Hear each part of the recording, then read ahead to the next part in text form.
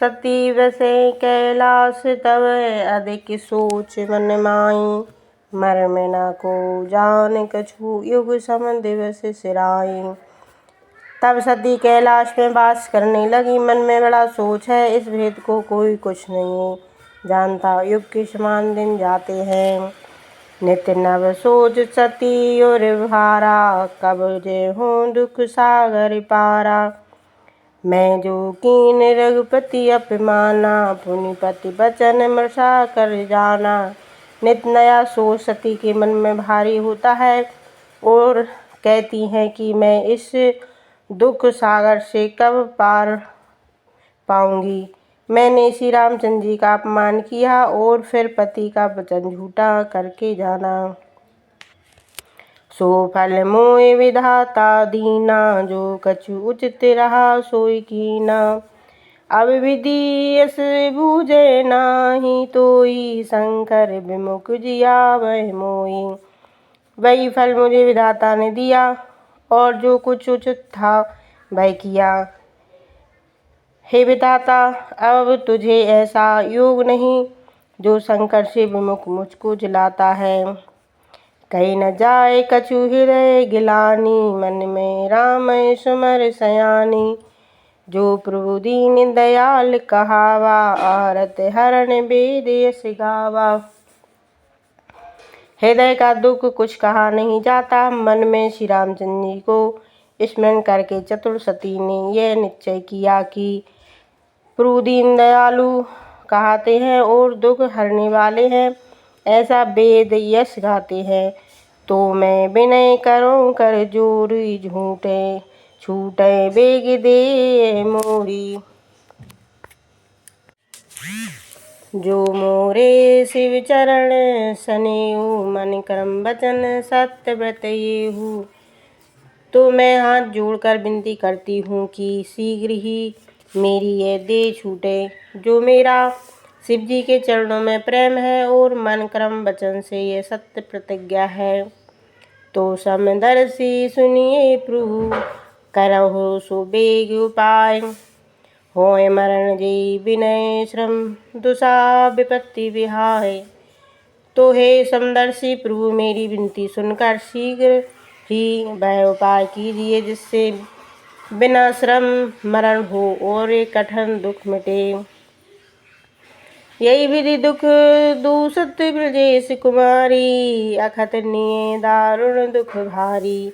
बीते सम्मद सहस 87। सती समाधि शंभु अविनाशी। इस प्रकार से दक्ष प्रजापति की कन्या दुखी और उसका दुख ऐसा कठिन था कि वर्णन नहीं हो सकता। इसी प्रकार 87,000 वर्ष बीत गए। तब अविनाशी सदाशिव जी ने समाधि त्याग दी। राम नाम शिव सुमरन लागे। जानो सती जगत पति जागे। जाए शंभु पद बंदन कीना। सम्मुख शंकर आसन दीना। राम का नाम शिव जी स्मरण करने लगे। तब सती ने जाना कि जगतपति जागे। जाकर शिव जी के चरणों में नमस्कार किया। सम्मुख शंकर ने आसन दिया। लागे कहने हरि कथा रसाला। दक्ष प्रदेश भये ते काला। देखा विधि विचार सब लायक। दक्ष कीन प्रजापति नायक। भगवान शिव जी कुछ नारायण की श्रेष्ठ कथा वर्णन करने लगे। उसी समय दक्ष जी को प्रजापति की पदवी मिली। विधाता अर्थात ब्रह्मा जी ने जब विचार कर देखा कि यह सब लायक है, तब दक्ष जी को प्रजापति की पदवी दी। बड़े अधिकार दक्ष जब पावा। अति अभिमान हृदय तब आवा। नहीं को वस जन्मा जग माही। क्रोधा पाए जाए मद नाही। दक्ष ने जब बड़ी पदवी पाई तब हृदय में बड़ा अभिमान आया। कोई ऐसा जगत में नहीं जन्मा जिसको अधिकार पाकर घमंड न हुआ हो। दक्ष लिए मुनि बोल सब करन लगे बड़ यज्ञ। नैवेते सादर सकल सुर जे पावत मग भाग।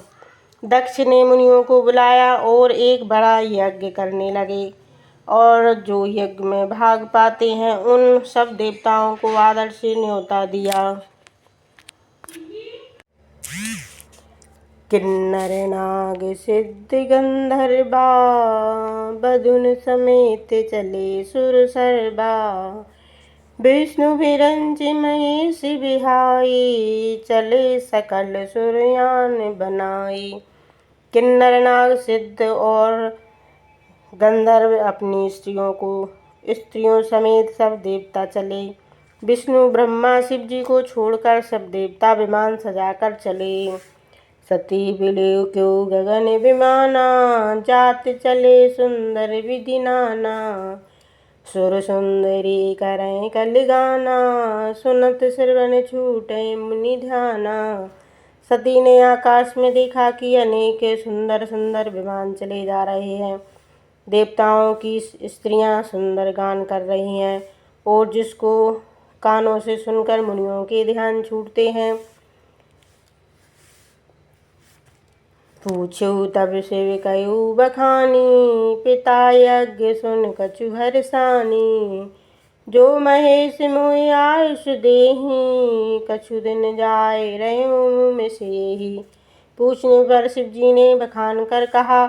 तब उनके कहने से पिता के यहाँ यज्ञ सुन सती कुछ प्रसन्न हुई और विचार करने लगी कि जो शिव जी मुझे आज्ञा दे तो कुछ दिन इसी बहाने से जा रहूं।